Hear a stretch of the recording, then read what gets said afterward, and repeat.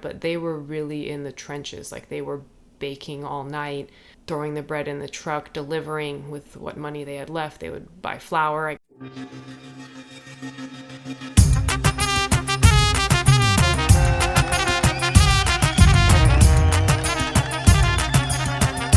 Hello, everyone, and welcome to episode 74 of the Assyrian Podcast. It's Odessa, and I'm so glad to bring to you this week's episode as I sat down with Lilea Eshoo Takvorian of California Lavash, soon to be Atoria's family bakery.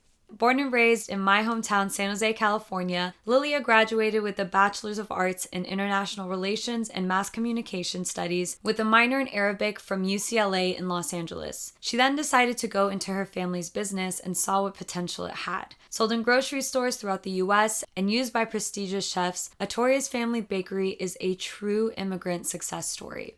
Lilea has a long family lineage of tinkers and inventors, and I think you'll be amazed when you hear of the inventions her grandfather created.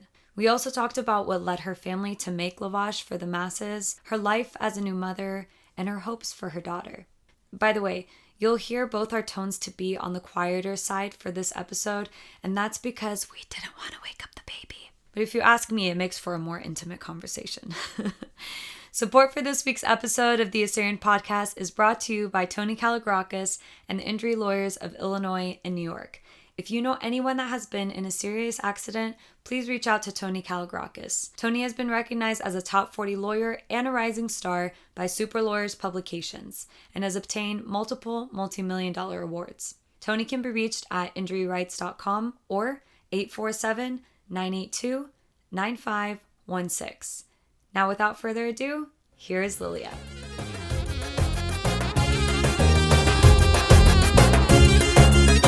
Lilea, I want you to talk to us a little bit about your family and your family's history. Yeah, so I guess I'll start with my great-grandparents on my father's side. So, like most Assyrians, we have a story that involves the genocide, and my family's no exception. So my great-grandmother, for whom I'm named, so my namesake Lily Jacob, she and her family were fleeing from Urmi to Hamadan, I believe, and they were on the road when they were set upon by Turkish militants. And so she had 6 older sisters, so there were 7 sisters total. Mm-hmm. And so they beat up her parents. She was young, I think 6 or so at the time, maybe 6 or 7 at the time. And so they left her behind, but they took all 6 of her older sisters, and no one knows what happened to them. And so she grew up an only child, and then went and lived in Tehran and married Ishobek, my great-grandfather, and they had 4 sons and a daughter. And so one of their sons was Frederick Eshoo, my grandfather. And so that narrow escape and the tragedy is very much a part of our, the family is very aware, I would say, of that having happened. Growing up, at what point in your life and who was it that told you about this part of your family's history? Surprisingly, my grandpa never really spoke of it. My father is the one who relayed the story to me. It's interesting, they say our first fears are then our last, and my grandpa passed away in April of 2016, and visiting him in the hospital just a couple weeks before his passing, this memory just came back to me. He saw us, and he was in a kind of new surrounding, and he gestured for me to come close, I leaned in to talk to him, and he had a question. He's like, are the Turks outside? Are they outside the door? I was just so taken aback that, as his memory was coming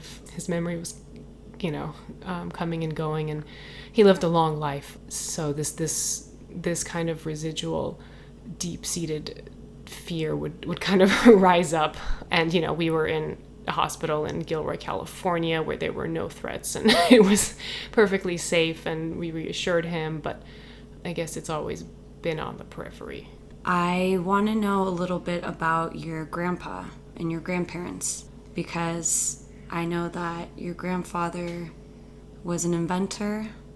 Yeah, so I guess I come from a line of tinkerers, if you will, or inventors. So I'll just go back to my great-grandfather, Eshoo. He had a trucking business, and he worked on a lot of these old cars that were left behind by, I don't know, the British or the Russians, whoever had kind of, left this clutter strewn behind at the end of the Great War.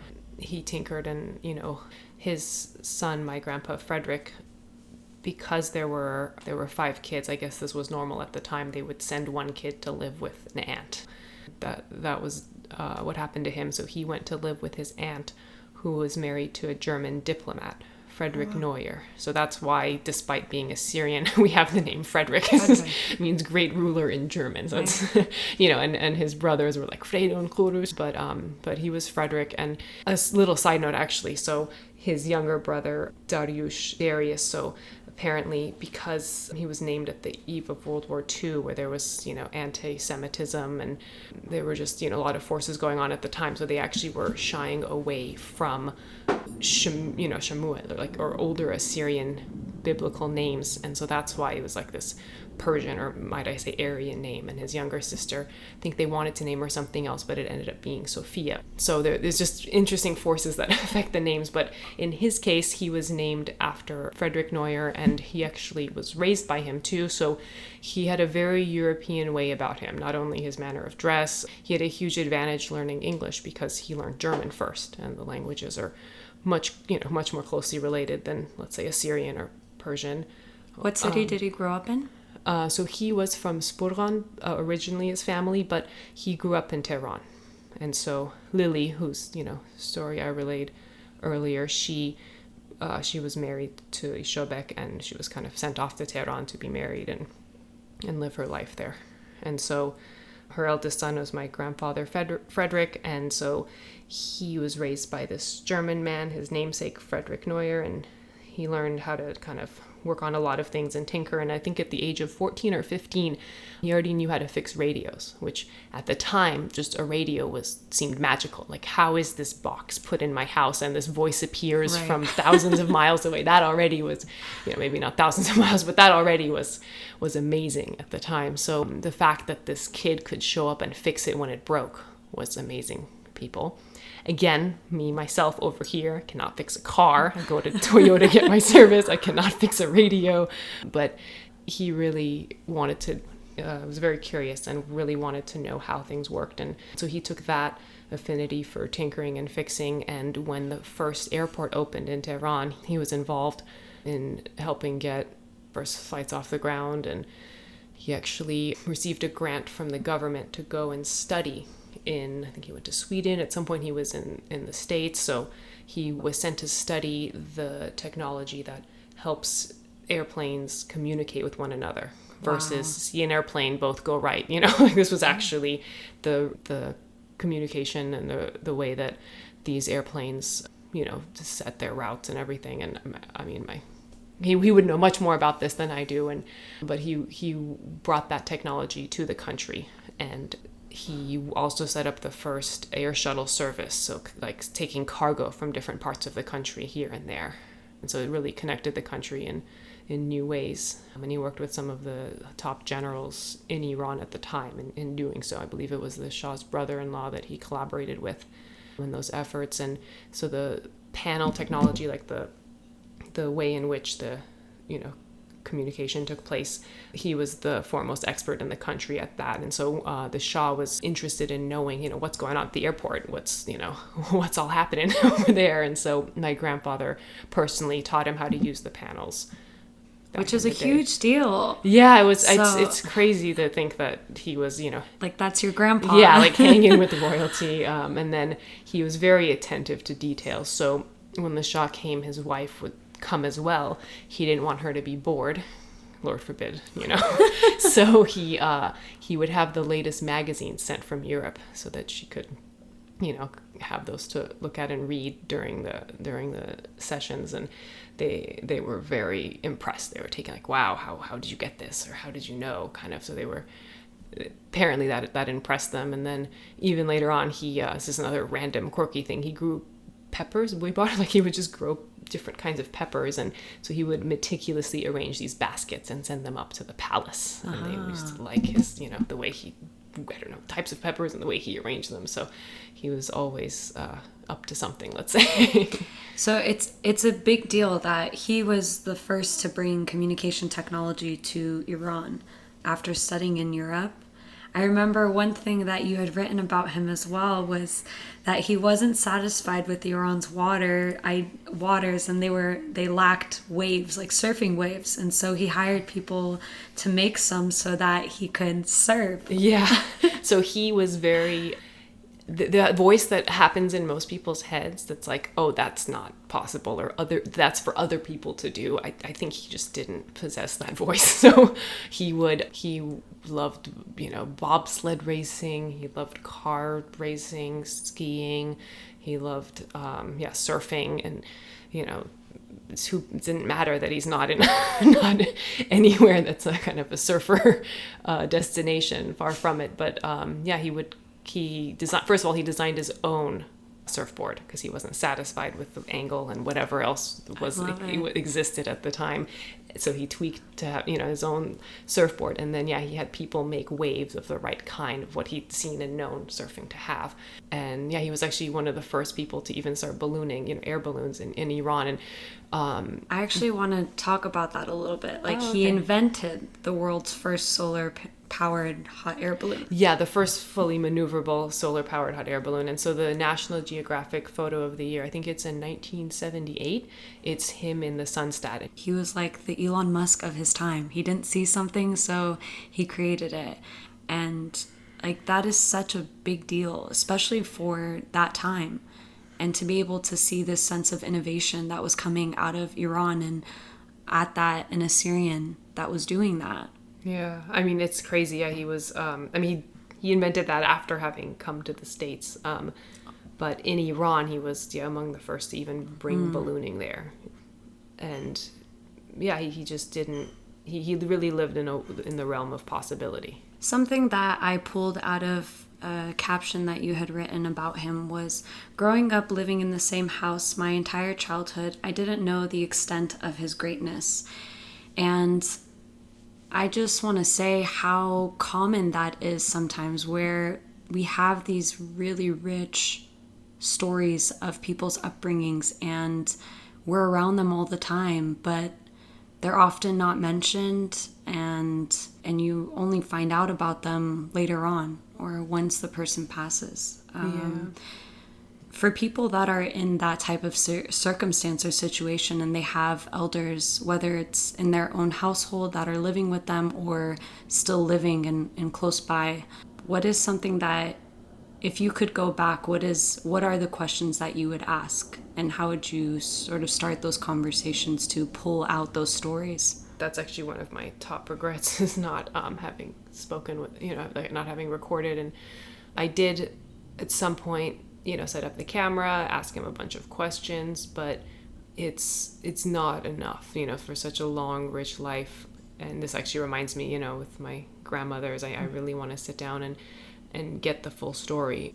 I think of the average Saturday or Sunday afternoon, like, what am I really doing that's more important than capturing these? And also, what a great way to honor their life and to give them, meaning and purpose and an outlet by which to express their past and their hopes for the future. So I really, I think I'm joined by many young Assyrians in saying that I really think that we all need to capture these stories.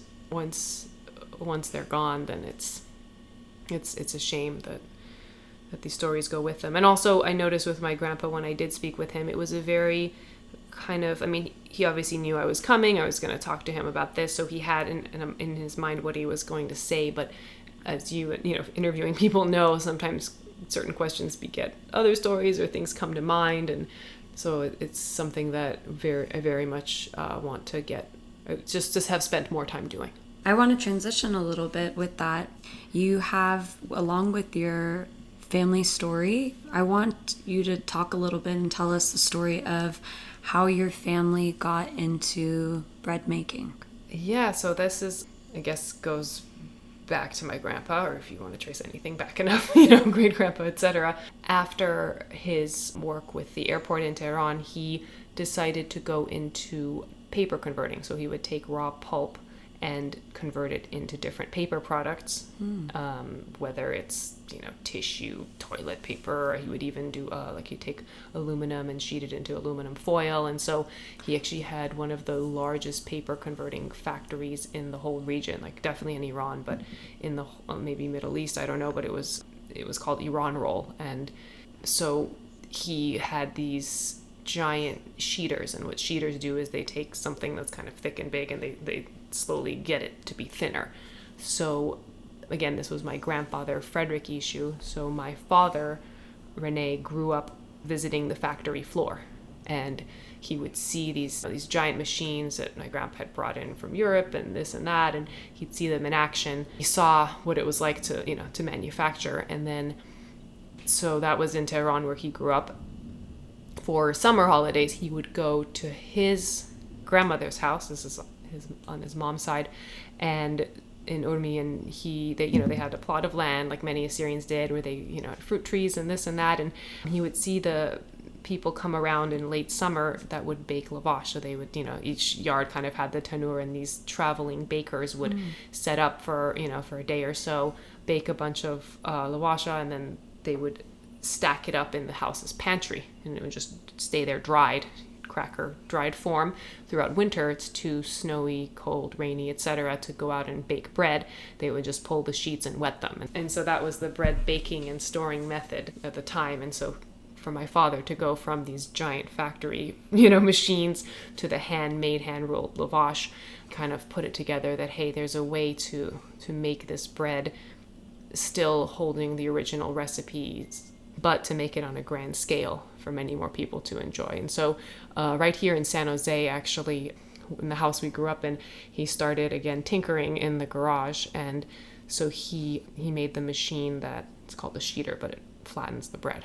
And so that has enabled us to make bread for the masses versus one at a time, rolling out the sheets. And Wow. Okay. So your grandpa Frederick was in aviation technology. Then he decided to go into a paper making company. Your father had seen all of the machines and how they worked, as well as his time in Urmi and seeing the way that bread was being made, specifically lavash. And then fast forward, he's in San Jose in the garage and tinkering with a way to create a machine that would produce lavash to masses. Yes, so it would thin it out and make it just the right way so that it's still true to the original recipe and kind of true to the original procedure, just made on a machine.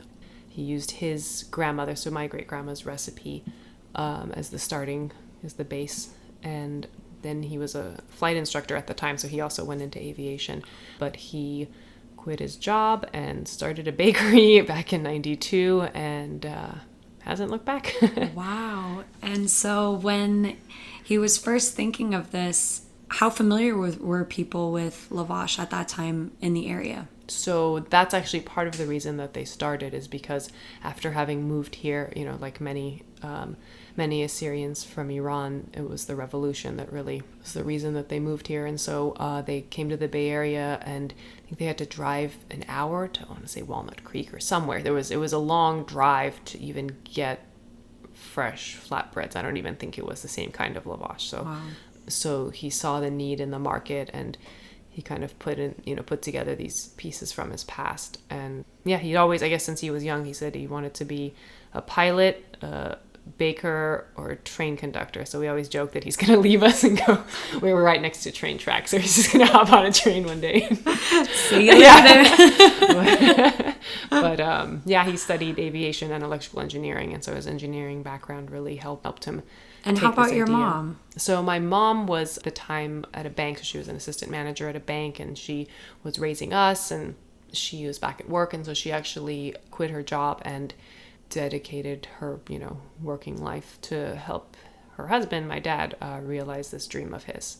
So this was really a start of a family business. Yes, and there's a lot of long nights. One story that's just really touching is, and I think about it because I travel around to sell the bread, and so does my sister, and we get to pack our nice clothes and, slacks and this and that, and, dress up for these presentations and take our laptops, etc. But they were really in the trenches. Like, they were baking all night, throwing the bread in the truck, delivering with what money they had left. They would buy flour. I guess there was a flour depot in kind of North San Jose. Now it's all tech businesses, but they used to go. I asked my dad, I was like, well, how much flour would you buy at a time? Because we're used to receiving it, tons and tons of it at a time now, just delivered to the bakery. And then I said, well, how much would you go and pick up? I just couldn't picture him grabbing all these bags of flour. And he's like, well, it depends how much bread we sold. It's dictated how much flour. And so they were just so tired and working around the clock. And we were raised at that time, a lot by our grandparents.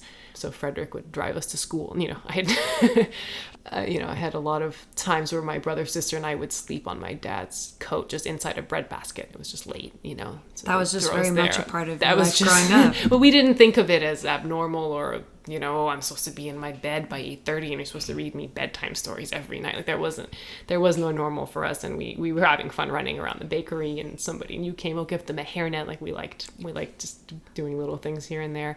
But at some point, my mom told me that she had gone delivering bread and then back to the bakery to get orders, and then baking the bread and bagging it at night, barely getting a few hours of sleep, getting up and going back to deliver that bread. And she was wearing the same shirt, and she didn't want anyone to see that. The store owners would see that she's wearing the same shirt. So she stopped at Kmart and got a new shirt, just so they wouldn't see her in the same thing. And so I really think of that when we get to pack our suitcase and go and get our PowerPoint ready, just the sweat, blood, and tears that they really put into this to enable us to be where we are today. It's just, it's really touching. When your parents decided that they wanted to start this in 92, at that time, was it called California Lavash? No. So the first bakery name was Wheat Valley Bakery. And where did the name come from? I think they thought of it. I know my aunts helped with the original branding, and we always joke because in a thick accent, it's either Wheat Valley or Wheat Valley. Like, it's just, you can't have a V and a W. No, you can't. But we did. So yeah, Wheat Valley Bakery, and that bread's still around. As kids, we called it Daddy bread, but that was the original bread, and it's still in the markets today. You can find it at the local mom and pops, and that's how they started. So my mom just had friends at this, Nowruz Bazaar, International Food Mart, just the places that they would shop. So she had friends. Middle Eastern markets. Yeah, all the Middle Eastern markets. Up in Sacramento, there's a bunch of Russian markets, but they also know Lavash. So they started in all these little stores taking the bread themselves. And the California Lavash was born because they would get calls from these store owners. Like, shortly after having made a delivery, they'd get a call and like, oh, my shelf's empty, come back. It's like, I just brought you, enough bread that should last you a week. What's going on?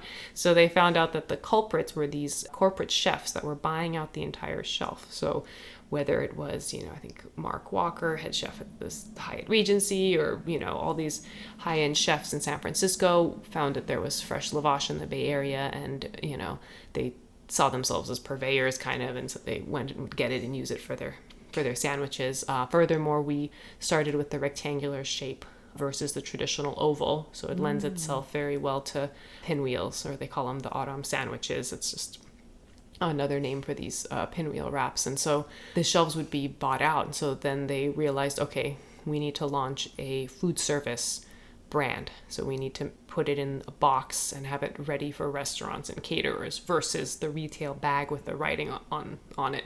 So then I say we, but I was maybe 10 at the time. So they launched California Lavash. My aunt did the original artwork. And so that was a brand born for food service application for the mainstream market for these caterers and restaurants to have something to make their wraps and pinwheels with. And so it's a little thicker, actually.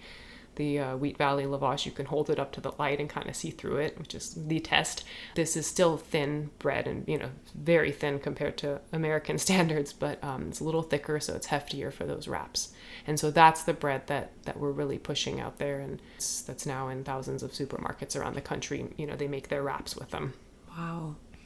And as your parents started off with this and you all were kind of running around and playing around as kids growing up, you three as the siblings eventually ended up having a part in the bakery as well. Yeah. So basically we saw not only, it wasn't just they worked so hard and they put us through school. It was this thing has so much potential.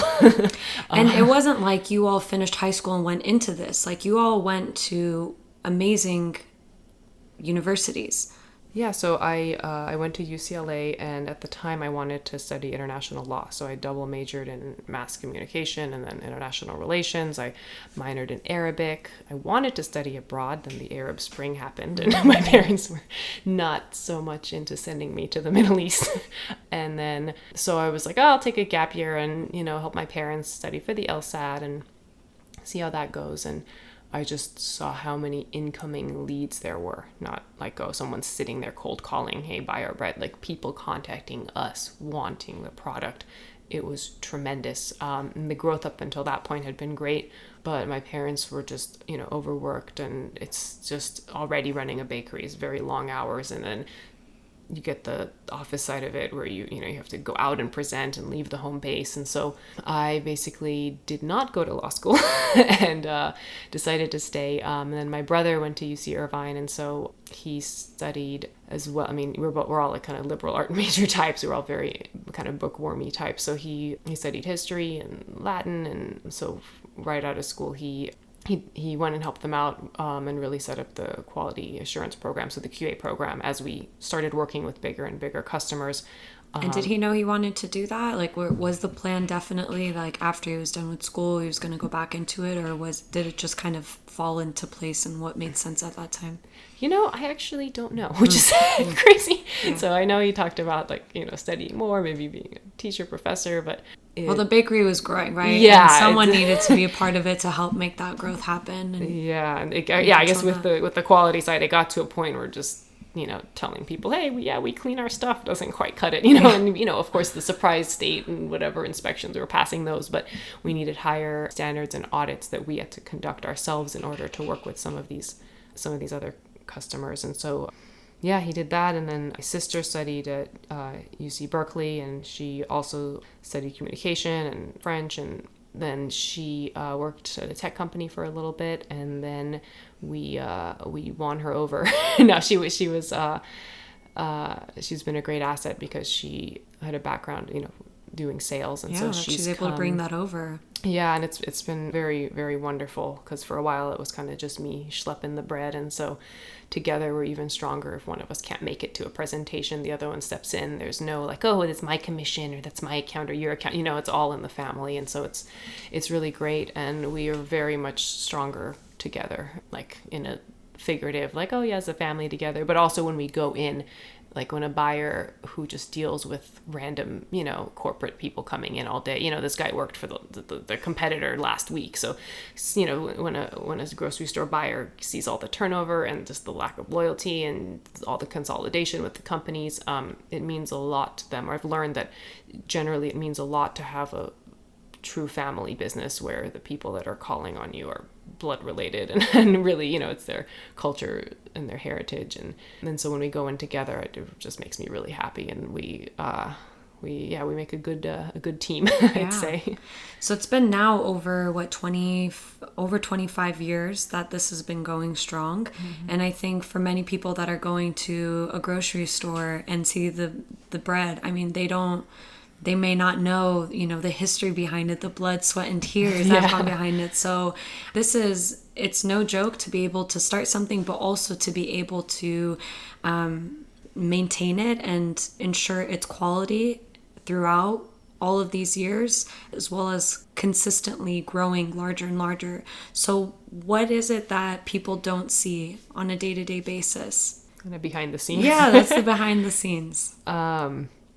I guess it's interesting because with bread, it's, give us this day our daily bread. There's such a day in and day outness to it. It's such a staple. Yeah.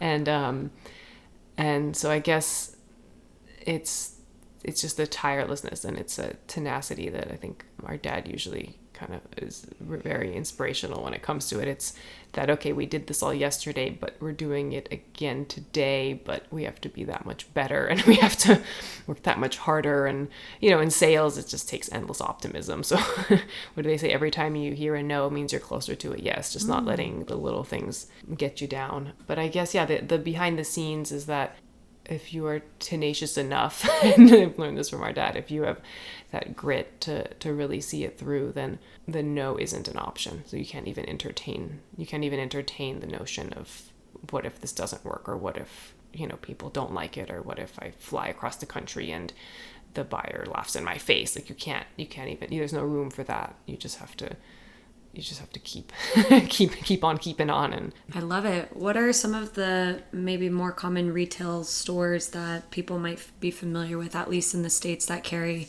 California Lavash? Yeah, so on the retail side, you can find us in a lot of West Coast stores. So like Safeway stores around Northern California, Whole Foods in the 5 Western regions. So Sprouts as well, Smart and Final, Nugget, a lot of, New Leaf, New Seasons, a lot of the specialty high-end stores and co-ops also carry us. And gosh, it's something where we're always trying to keep pushing, and every day's a battle, and brand building is very difficult. So we found What's that like? Oh gosh, it's like you're fighting on thousands of fronts. We have all these stores that we're authorized in, but getting the product on the shelf, date coded correctly, with the promotion set up as it should, with the demos to support it, and the ads, and just everything aligning it's really a science and an art. And food service, which is like the behind the scenes stuff I mentioned earlier, with it's working with caterers or sandwich builders, that tends to be a little less labor intensive, but then you don't get that brand name out there. You don't, they could swap you out overnight, and a lot of people wouldn't tell the difference because your name's not on that pinwheel tray that they bought in their deli. Right. But with the brand, it's a lot of putting yourself out there. It's just this it's not easy to do, and we're that's been a point of focus, but it's also always an uphill battle. And so we're really working on getting the name out there. And even California Lavash, we wonder, is that the best name to go forward with? So we might be looking at that in this coming year. For people that might not be familiar with lavash, could you describe what it is, what its texture is like, and what it's more commonly used for? Yeah, so we always get people that will say, hey, isn't this just tortilla? Isn't this just another tortilla? And so we always say that it's a thin, fully baked flatbread, so that part's very important. And it has a very light layer of flour and then soft bubbles on top. So it has a very, very great user experience. You eat it, it doesn't get stuck like raw dough to the roof of your mouth like sometimes happens with tortilla. It's a fully developed, fully baked bread. It just happens to be thin. It's not that we just take raw dough and sheet it. For those that are outside of like Middle Eastern cultures, or you're talking about Russians are also familiar with lavash, what have been people's thoughts of using it? Because it is so versatile. Yeah, so it's interesting because culturally you just mainly rip and dip, or it's kind of the glove you use to take kebab off the skewer. Yeah.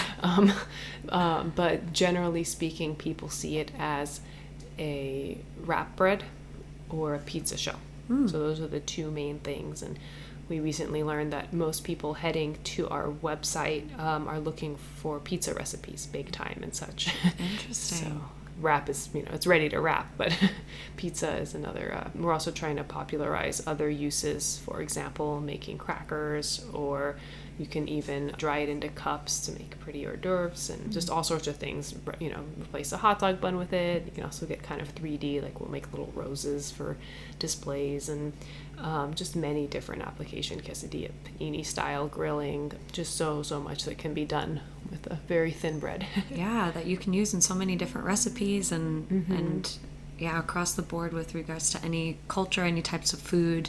Yeah, and it can take the place of thicker, maybe unhealthier breads. It can replace phyllo in certain things, and replace heavy hamburger, hot dog buns in certain applications, or thicker pizza shells. So it's nice to be able to not only put forward our ancestors' bread, but to offer people a healthier alternative and just a healthier way to not cut out. You see a lot of these extreme diets. It's like, okay, I'm not having any carbs at all. I'm not having any this, any that. You see people... What's life without carbs? Exactly. You're telling me.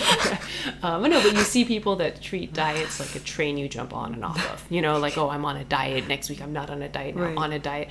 Whereas a diet is simply what you put in your body every day. And so having a thin, healthy, fully baked bread that doesn't have junk and chemicals in it, it's a great way to keep bread in your life, but do it in a balanced and healthy way. And something that you can feel good about, like your family, like you all are helping to create something that is good, that enriches and is a staple. What does it mean to you to be able to share a part of your culture to the world through food? It's actually, it's wonderful. It's also a challenge because a big part of me wants to push it to the forefront. Like, this is Assyrian bread. We are, here from the cradle of civilization, some of the oldest bakeries discovered ever. We're, the same place we civilized, we set our roots down. But bread, like so many other things, becomes this proxy war. It becomes so politicized, and you have all these different countries claiming credit. I have a Google alert set for lavash, so you'll see Armenia claimed it as a cultural heritage, and then Turkey and Azerbaijan got mad, and they had UNESCO they tried to get it reversed, and it just becomes this battleground, which is so unfortunate that food, something so basic that could unite people, is instead acting as a wedge and becoming this divisive thing. And at food shows, people will come by and like quiz us, where is lavash from? What people originated lavash? And you have to kind of put up the white flag. And as much as I would like to, as much as I believe, like veshta lavash, like the etymology is, as far as I can tell, is Assyrian. And I never thought of it's that. It's a wrap, it's a covering, and we can trace it back. But try telling someone who's been told their whole life that the bread is theirs, that it's not a battle that I have any desire to fight, and we just keep it neutral. We say it's from all over Central Asia. You'll find it throughout the Middle East and Russia. All different cultures and peoples enjoy and celebrate this bread. And it's hard because the nationalist side would be like, claim it as your own, otherwise what else do we have? But also it's like, well, if we share this, and if anyone cares enough to ask about the etymology or the past as far as our ancestors and their ancient villages in Ormian, the bread baking my dad witnessed that goes back hundreds of years. If anyone cares to find out those traditions, and those are the type of open-minded people who might care to maybe have their opinion swayed or just to learn more. If people are so set on this history, then so be it. At the same time, I feel like lavash, and we can take that as an example, also allows an opportunity to connect so many of those cultures that are within that particular region, because that is an item that they share, all throughout those cultures. And so, to say that I'm not the one that, I'm hearing from you that it's not so important to say like we are the originators and trying to like make that be known, but rather that this is a staple item that so many of our cultures, that is a part of so many of our cultures, and that you're able to then share that with everyone else. Yeah, and that's the difficult part, is when we want to share or find a common thread, and people instead are over here with scissors, trying to just cut things up. This is yours, this is mine, you started this, I started that. You're like, let's just cut up the lavash and eat it. Yeah, it's exactly. Can we just it's like trying to say like, oh, we invented hummus, like don't even get me started, or that's a war in of itself. Yeah, you have Turkish coffee, Armenian coffee, all these different foods that are politicized and used, it's the whole divide and conquer mentality, and it's unfortunate. What's your favorite way to enjoy lavash? Oh, I just, in the morning with eggs. I know it's so boring and so basic, but I just love kind of pick up eggs with the bread, and it's just so much more filling. And I'm really weird. I'll have strawberry jam with my eggs and lavash. But so far as more savory applications, we'll do some really, really fun crunchy veggie wraps. just, food shows, or I love when we do some demonstrations in stores and this and that, I'll see moms come up and say, what the heck, my kid does not like spinach. How did you get my kid to eat spinach? And it's like, easy. You put it in a fun, colorful pinwheel with some red pepper hummus, a little sweet. You get some crunchy apples, crunchy carrots. You have the spinach, and it's bright, it's vibrant, it's different, it's fun. So getting new people to eat healthier, to expand their horizons is always wonderful. And so I'd have to say, second to the breakfast application, I like like we do an avocado edamame hummus wrap. That's so good. It's all vegan, but I'm not even vegan, but it's high in protein, and there's a lot of healthy ways that can be rolled. Yeah. I know growing up that many of my lunches consisted of my mother putting either mortadella and like gilale and rolling it up in lavasha, or peanut butter and jelly and rolling it up in lavasha. Yes. And I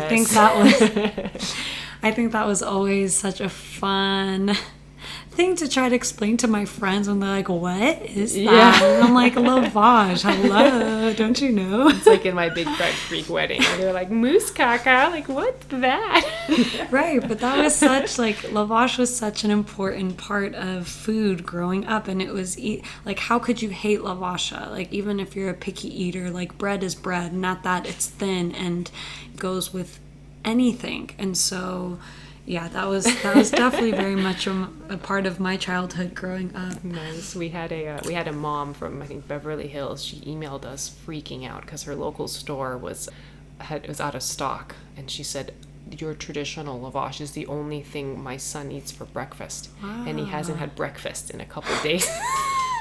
In protest. So, some calls had to be made. The store, got their, replenish the shelf. But it was crazy to be able to have the bread that this kid will only eat this bread for breakfast. Oh, I love it. You were talking about food shows earlier, and I remember one time when I was moving to Chicago, and you were having a food show, and you had asked if I could come out and help out, and I'd be like, yes, of course, I'm happy to. And I got the coolest shirt. So this shirt said rap artist, but like WRAP artist, and I thought that was just the best thing ever. I love the creativity and the marketing, and that was such a fun time, the food show. And I think that will sort of transition into another part of your life. If you could talk to us a little bit about how you met your husband, Mark. Oh, so at a food show. So there's a International Dairy Deli Bakery Expo. I know it sounds very exciting place to be. I'd want to go there and sample everything. It is actually a great place to never be hungry. But so there's a show in New Orleans, and they so my husband works for his family's business, Hague's Delicacies, and they just happened to be 2 booths away from us. And what do they produce? So they make different Mediterranean mezes. So hummus, they'll make baba ganoush, tzatziki, then they do a line of salads like a tabbouleh and cracked wheat, and then they also make dolma and baklava, so just Mediterranean high-end specialties. And I had actually met his mother at another show a couple months before that one in New Orleans, and so she and I realized we were kind of booth neighbors, and so she grabbed her son by the hand and said, come, there's somebody I want you to meet. And so we actually exchanged business cards the first time we met. It was very official. I have those business cards to this day up in a frame in our room. So, nice. Yeah, we met at this show, and just families, after the show's done, it's like, oh, let's grab dinner together, and the rest is history. Something that listeners might not know is going to Mark and Lilea's wedding later on, the hashtag was hummus be lavash, right? Yes. Thank you to my sister Inan for coming up with that one. Which was like a beautiful combination and bringing together of both the side of bread and lavash, and paired with hummus and all these mezes which go wonderfully together. Yeah, and it's funny because the hall, they were trying to tell us that we couldn't bring any outside food in, and we're like, no, this is actually very important to us that for at least the appetizer portion we have, the hummus lavash and such. So they finally caved and let us bring our stuff. I think that it's such a beautiful thing, though, to have both of those be brought. It's Haig's Haig's. Yeah. Well, traditionally it's Haig. Haig is how you pronounce the name. It's an Armenian name, but as far as Americans are concerned, it's Haig's. Haig's delicacies. Mm-hmm. In California Lavash, and that was is a family business as well, right? Mm-hmm. So since '56, they had a retail store in San Francisco where they sold all sorts of international foods, and now they focus just on the wholesale, like us, just selling to stores and restaurants and things. So that's so cool that both of you come from these backgrounds that are kind of very similar. Yeah, it's scary how similar our history, sleeping in the stores and helping our parents grow the family food businesses. Yeah, and he is Armenian. So, I mean, I'm sure you've seen so many similarities with regards to both cultures and growing up. Yeah, it's interesting because people will they'll see us and they're like, okay, you guys look, I don't know, the same kind of brown, I guess. I don't know what, when the average American sees us, and they want to kind of pin us to a country. And it's not possible. It's like, okay, I'm Assyrian. It's not a country, but my parents immigrated from Iran, but the ancestral homelands are kind of Iraq, Iran, and then he's Armenian from Istanbul. No, he's not Turkish, but, just trying to, it's just both cultures have such a wide diaspora because of everything that's happened in the past that we're just kind of our own thing, I guess. Yeah. Would you say that in dating and then eventually coming together and getting married, have you seen similarities between the both of the cultures? Yeah, it's interesting for a lot of these traditions that we have, like, whether it's the Talabuita or, Kaliplata, like all these different, like when we were getting married, it didn't need explaining, like they knew, okay, show up with chocolates on trays and, Davulzurna for sure. It was great to come from such a similar place. And our favorite pastime is arguing over who invented lavash first. I said I didn't care, but when it comes to setting the record straight with my husband, I definitely care. Nice. I'm gonna brainwash our daughter from a young age. First words, lavash is Assyrian.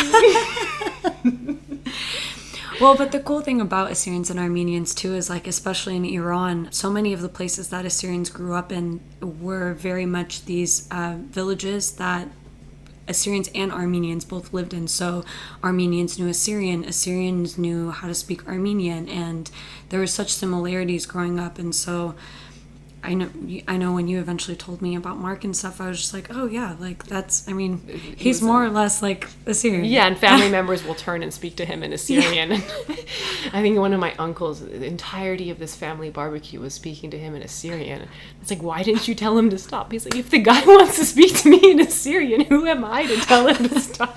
So he was a shoo-in from the start. And now both of you are new parents. Yeah, so we have a 4.5-month-old, Zarui Rosette is her name, Zarui Eshoo Takvorian, and she... Talk to me a little bit about the name and what you were thinking when you were, coming up with names, and then what ultimately led you to picking that. So this might take a little bit, but basically I had heard the name Zaruhi I think it was some artist name at a function we went to, and it just stuck with me. I really liked it. I looked into it further, and it originates from the Persian word for gold, zar. And I thought that was interesting, having parents that immigrated from Iran. I also have always liked the name Zara, and so now that's her designated nickname. And it's also nice because it means ray in Assyrian. So, like, my family now calls her Zared Bara, like ray of light. Yeah. And then my mom's Persian friend was quick to point out that if you separate Zar and Ruhi, it's like gold spirit. And so, in Persian, that is. So, yeah. Wow. So there's all these cool little light, kind of light theme, gold and light theme things, and with Rosette, and beautiful meanings. Yeah, I think I just like her name. a lot. And her middle name Rosette, that's my mother's name. And if you look at, I mean, you know this because the rosette was very much a part of your wedding symbol, but the rosette symbol will appear on a lot of the ancient Assyrian reliefs, and it's usually put on the wrist. It's like a protective amulet type thing. And so actually going back to the bread, if you look at our bread package, the design on the sides has rosettes and, you know, a lot of the old Assyrian symbols. But so the name Rosette is also nice because, yeah, Zaruhi is technically an Armenian name. It's an old name. A lot of his family are like, where did you dig that up from? Like, how did you find it? Then the Rosette kind of evokes Assyrian. And also something that I like a lot is that it contains, her first name contains every vowel. It's Zarouhie. Wow. If there was a spot to possibly put a vowel, we did it. So I really like it. What have been the blessings? What have been the challenges of motherhood? Number one challenge is it's so hard to function without sleep. I'm sure all mothers can relate. It's easy to, everyone says nap when they nap, but really laundry can wait or someone else can do it. So I think that the biggest challenge has been functioning with very little sleep, and also separating the things that are mentally and physically exhausting and done while sleep deprived from exercise. like the chores from the fun. It all becomes kind of a blur, and it's true that you kind of don't know what it's going to be like until you're there. And there are days where it feels like all a blur, and there are other days that just stand out with such clarity. Like I'll remember her kind of squint and smile on that one day, and like little snippets of personality will just glimmer, and they'll make it all worthwhile. Like the projectile poop, the throw up, the spit up on the family heirloom rug. Like it's all so worth it. That in itself is remarkable.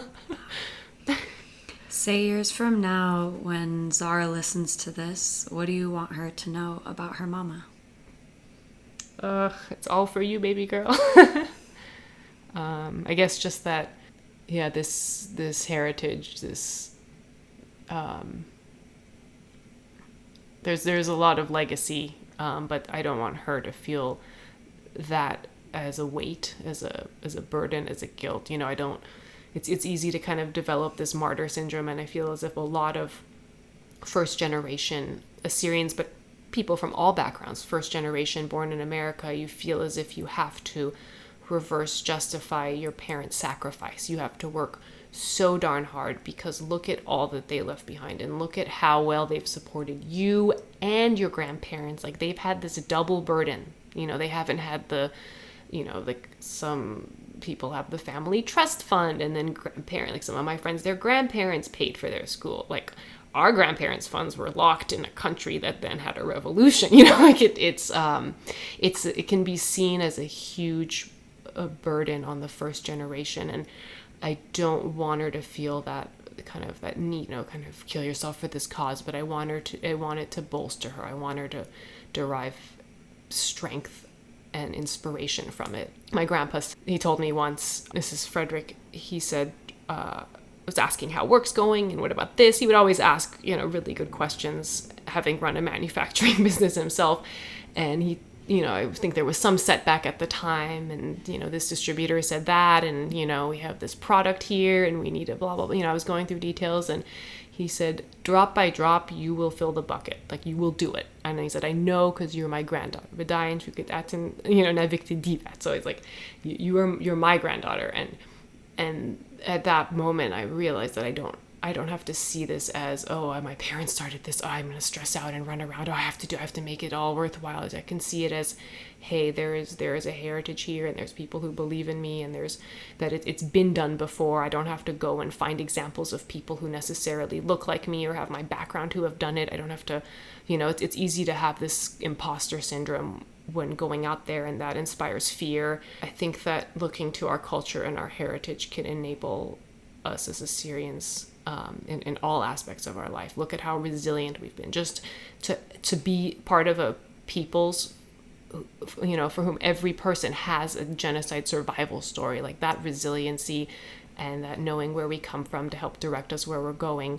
I think that's important to bear in mind.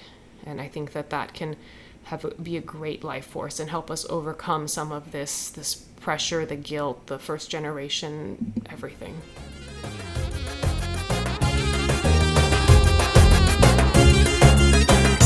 Thanks for tuning in. If you enjoyed this week's episode, help us out by sharing it out, whether that's on your social media or telling someone about it. We officially hit 50,000 downloads this week, and we appreciate all of your support in continuing to spread the word about the podcast. Thank you all. That's it for this week. See you next week.